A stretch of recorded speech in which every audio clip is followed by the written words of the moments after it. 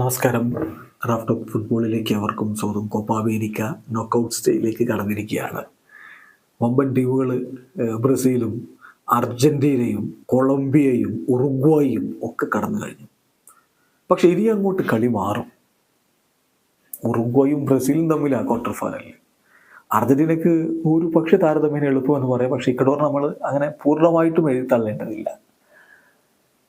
കൊളംബിയക്ക് പനാമയാണ്. കുറച്ചുകൂടി കാര്യങ്ങൾ എളുപ്പമാണ് എന്ന് തന്നെ പറയാം. വെനിസ്വേല ഈ കോപ്പയിൽ അത്ഭുതങ്ങൾ കാണിച്ച് മുന്നോട്ട് പോവുകയാണ്. അവർക്ക് എതിരാളികൾ കാനഡയാണ്. അപ്പോൾ ഈ ഒരു ഘട്ടത്തിൽ കൂടുതൽ കിരീട സാധ്യതയാർക്ക് നമ്മളൊരു പവർ റാങ്കിങ് പരിശോധിക്കുകയാണ്.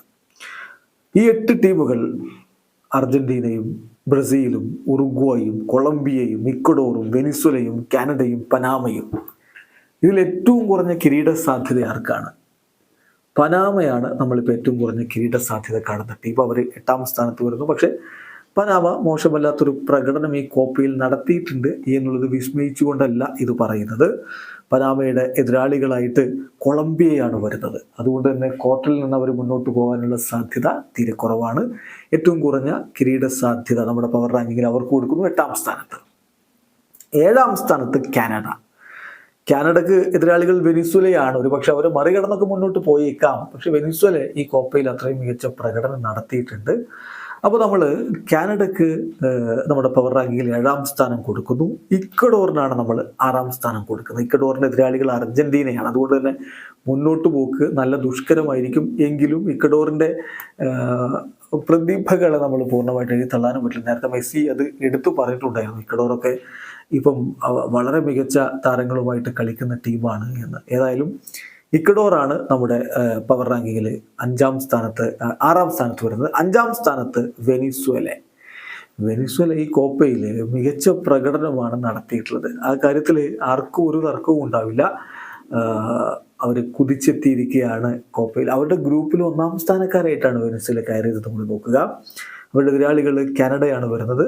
അവർ സെമി ഫൈനലിലേക്ക് കടന്നാൽ അത്ഭുതപ്പെടേണ്ടതില്ല. നമ്മൾ അവർക്ക് ഇപ്പോൾ 5ാം സ്ഥാനമാണ് കൊടുക്കുന്നത്. 4ാം സ്ഥാനത്താണ് നമ്മൾ ബ്രസീലിന് കൊടുക്കുന്നത്. മുൻ ചാമ്പ്യന്മാരായ ബ്രസീൽ ഇപ്പോൾ അത്ര നല്ല ഒരു കാലഘട്ടത്തിലൂടെയല്ല ബ്രസീൽ കടന്നു പോകുന്നത്. ഒരിക്കലും നമുക്ക് അവരെ എഴുതി തള്ളാൻ പറ്റില്ല. എന്നാൽ ക്വാർട്ടർ ഫൈനലിൽ അവരുടെ എതിരാളികൾ ഉറുഗ്വായാണ് എന്നുള്ളതും അവരുടെ സൂപ്പർ താരം വിനി ജൂനിയർക്ക് ക്വാർട്ടർ കളിക്കാൻ കഴിയില്ല എന്നുള്ളതും ഒരു തിരിച്ചടിയാണ്, ഒരു ആശങ്കയാണ്.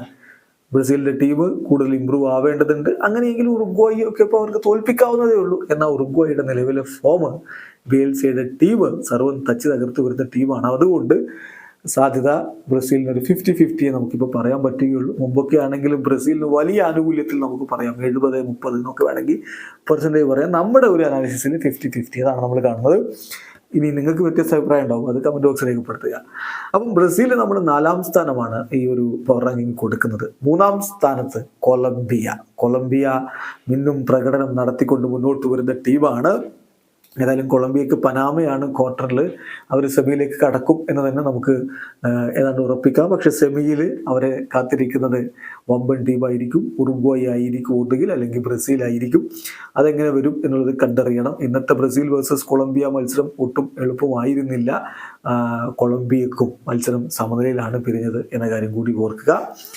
ഏതായാലും 2ാം സ്ഥാനത്താണ് നമ്മൾ ഉറുഗ്വായി കൊടുക്കുന്നത്. ഉറുഗ്വായി ഒക്കെ ഈ ഒരു കോപ്പയിൽ ഗോൾ വർഷം നടത്തി. ആദ്യത്തെ 2 കളികളിൽ അവർ മിന്നുന്ന പ്രകടനം നടത്തി. 3ാമത്തെ കളി ബിയൽസ പുറത്തിരുന്നതാണ്. എങ്കിലും ആ കളിയും അവർ വിജയിച്ചിട്ടുണ്ട്. അങ്ങനെ ഉറുഗ്വായിക്ക് നല്ല സാധ്യത നമ്മൾ ഈ കോപ്പയിൽ കാണണം. നമ്മുടെ പവർ റാങ്കിങ് 2ാമത് ഉറുഗ്വായി വരുമ്പോൾ 1ാമത് അർജന്റീനയാണ്. അർജന്റീനയുടെ സെമിയിലേക്കുള്ള പാത്തും ഫൈനലിലേക്കുള്ള പാത്തും ഒക്കെ ഏറെക്കുറെ എളുപ്പമാണ്. ആ രൂപത്തിലാണ് ഈ ഒരു ഫിക്സർ ഉള്ളത് എന്ന കാര്യം കൂടി നോക്കുക. ഇക്വഡോറാണ് അവരുടെ ഇപ്പോഴത്തെ ക്വാർട്ടറിലെ എതിരാളികൾ. അവർ മുന്നോട്ട് കയറുമ്പോൾ ഒരു പക്ഷേ വെനിസ്വേലയോ കാനഡയോ അവരുടെ എതിരാളികളായിട്ട് വരാനുള്ള സാധ്യത കാണുന്നു. സെമി ഫൈനലിൽ കാര്യങ്ങൾ കുറച്ചുകൂടി എളുപ്പമാണ് അർജന്റീനയുടെ പാത്തിൽ എന്ന് വേണമെങ്കിൽ നമുക്ക് പറയാം. പക്ഷെ കളിയാണ്, എന്തും സംഭവിക്കാം. ആ കാര്യവും നമ്മൾ എഴുതി തള്ളുന്നില്ല. കാത്തിരിക്കാം ആ ഒരു ക്വാർട്ടർ ഫൈനൽ മറ്റ് മത്സരങ്ങൾക്ക് വേണ്ടി. മെസ്സിയുടെ പരിക്ക് ഭേദമായി വരുന്നു. അദ്ദേഹം ട്രെയിനിങ് ആരംഭിച്ചിട്ടുണ്ട് എന്നുള്ളത് ശുഭസൂചനയാണ്. അപ്പോൾ നമ്മൾ വളരെ പെട്ടെന്ന് ഈ പവർ റാങ്കിങ് ഒന്നുകൂടി പറയാം. 1 Argentina, 2 Uruguay, 3 Colombia, 4 Brazil, 5 Venezuela, 6 Ecuador, 7 Canada, 8 Panama. നിങ്ങൾക്ക് വ്യത്യസ്തമായ അഭിപ്രായങ്ങൾ ഉണ്ടാവും, കമന്റ് ബോക്സിൽ രേഖപ്പെടുത്തുക. വീഡിയോ അവസാനിക്കുന്നു. ഫുട്ബോൾ ലോകത്ത് കൂടുതൽ വിശേഷങ്ങളുമായി റാഫ് ടോക്സ് വീണ്ടും എത്താം.